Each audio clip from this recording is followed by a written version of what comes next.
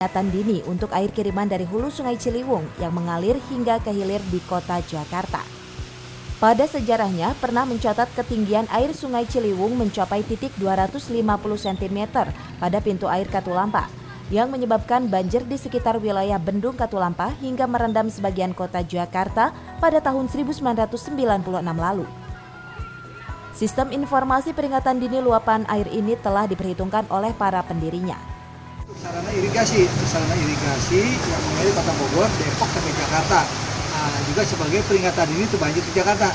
Dari area sawah yang ada dari 7.145 sekarang sehingga 350 hektar yang terakhiri oleh Bendung Katulampa.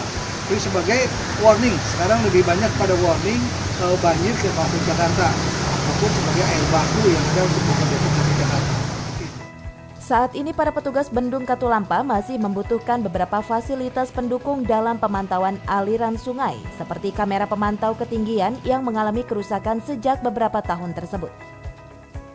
Dari Kota Bogor, Tim Liputan melaporkan.